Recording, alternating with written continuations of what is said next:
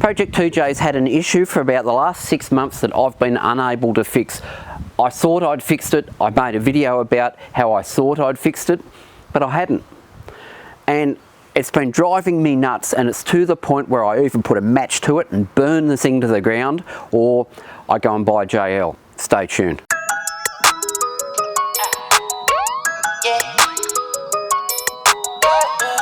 Hey guys, my name's Daryl. Welcome to the channel. Now, Project 2J, I've been having further issues with it, and they've been annoying. Bit of background, I did a video in April of this year, and it was 0344 codes it was throwing, which is the camshaft sensor. And because it's the camshaft sensor, everyone automatically goes into the, on the 05 and 06 models, the oil pump drive assembly is chewing out the camshaft gear, and you're going to have engine meltdowns and blah blah blah. It has happened. I'm not going to say it hasn't, and I went over that in the previous video, and I'll link to that up here. But I thought I'd fixed it. I cleaned all the connections everywhere. I then cleaned the earth on the block, and it seemed to all go away. And it went away for a month or so. It was like, great, fixed. So did the video about it, put that out. Let's get on with our life. A few weeks later, it started to appear again. Same thing, exactly the same thing, and it would just happen sporadically. You'd be driving along, it'd go into Limp Home mode, turn it off, turn it back on again, off you'd go. And after a while, the error would clear itself, the engine light would go off, happy days for a week or two, back again. And it just drove me nuts. I went over all the possibilities that it could be, and you know, I got to the point where it's like, I think it may be the timing chain has stretched slightly. I'll replace that at a later point, and I've bought the parts to do that. Now, last time we took the camper away, it did it about half a dozen times over a weekend, and it had never done that before. Exactly the same issues. It would just go into Limp Home mode, but it could be taking off from the lights, or it could be sitting on the freeway at 100 k's or 60 mile an hour. It would just go into Limp Home mode. You couldn't go over 2,500 RPM. You turn it off, turn it back on again, and off you'd go.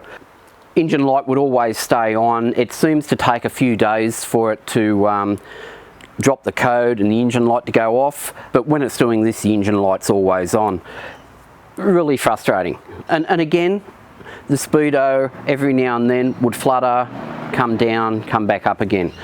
And you're looking at the speedo going, I don't see how this could have any correlation to this issue, because the issue, when you look at the codes, it's a camshaft sensor issue.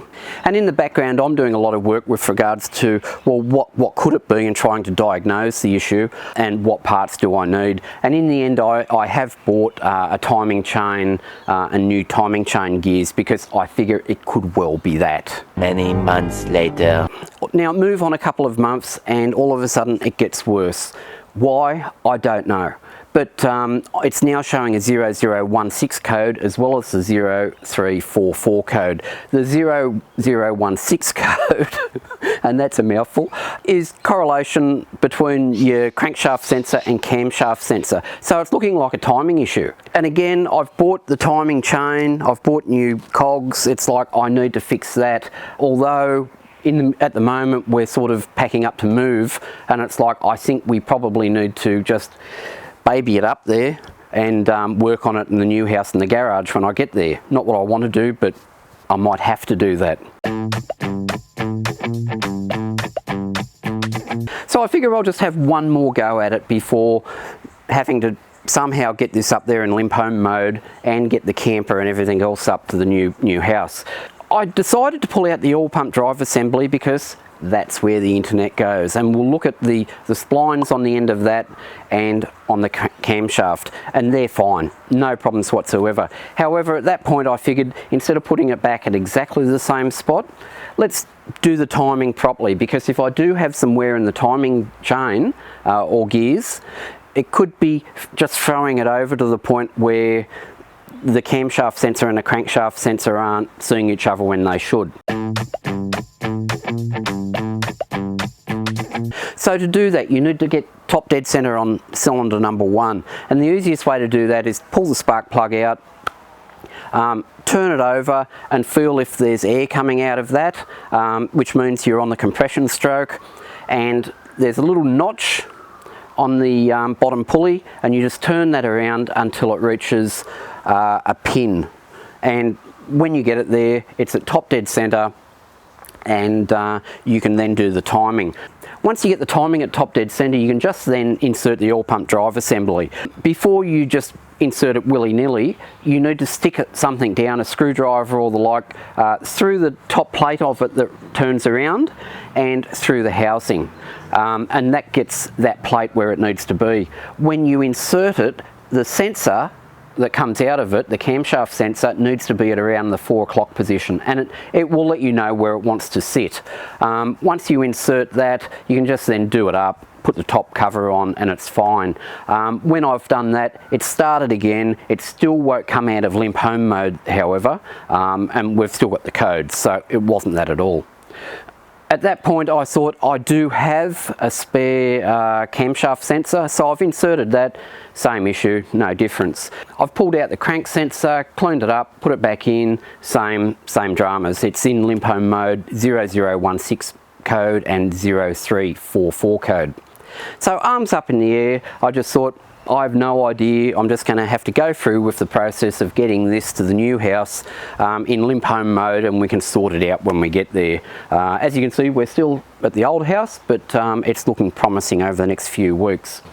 So after giving up in disgust with regards to not being able to get the car out of limp mode, I just thought I'd get under the car and have a look at the speedo and see if I could sort that out. So I got underneath and touched the cables that come off the electronic sensor that goes to the speedo, and there's a patch cable here for the speedo hurler.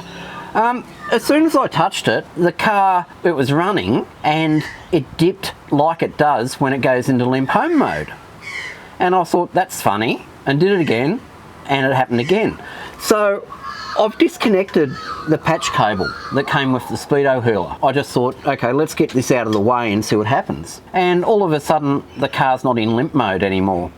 I cleared the codes on the ECU by taking the negative off the battery, and all my codes have gone away, and the car's not in limp mode, and I've got no check engine light. So at this point in time, it looks like it's the patch cable or the speedo hurler that has caused the issue. 3 weeks later. Forward in time, we're now 3 weeks after disconnecting that patch cable from the back of the transfer case for the speedo hurler. And yeah, I've got no more issues. The speedo is, yes, it's nearly 20% over what it should be because there's no correction for the tyres, but the speedo noodle is rock solid. It hasn't flinched 1 degree. It is doing what it should be. But more surprisingly, I have no check engine light, I have no error codes, I have no stumbles, I have no going into Limp Home mode. This thing is going so well. And all I can think of is that the speedo hurler, whatever fault is in the cabling or the speedo hurler itself, is playing with the ECU, and it's just going into Limp Home mode for whatever reason. But when you're looking at fault codes on these things, and you're getting those types of fault code which look at timing, but it's actually your speedo correction device that's causing it. Yeah, very interesting. So if you have those issues and you have a speedo hurler, maybe it is that. The problem now arises, what do I do to calibrate the speedo? Do I just go and get another speedo hurler? Because it has worked, it's worked well all this time. But you know, now you know that this sort of problem is there, it'd be very easy to go, oh well, it's failed again, and just unclip it. Do I just go and buy a cog and slip it in to the speedo drive? Because you know, it's a $23 US part. My problem with that is, though, if I do that, I do have a super short slip yoke eliminator kit, and that needs an electronic speedo sensor, so I can't use that. So I do need some sort of calibration device. There's a whole heap of them on the market. The only beauty with the speedo hurler one is that you can just buy it, and it's with the patch cable, it's just a 5-minute job to install it. Something to think about in the meantime, but 6 months. 6 months of looking for what this issue was, and in the end, it's the speedo calibration device or the cabling that goes with it. These things do happen. But yeah, that's about it for today, guys. I'm really chuffed that this is now back up and running and doing everything that it should do. It has been a very frustrating time with it, just let me tell you. When it's going into Limp Home mode at 100 kilometers an hour, it's like, oh, this is not good. But anyway, all fixed. That's it for today. I hope you enjoyed that, guys. We'll see you next time. Bye now.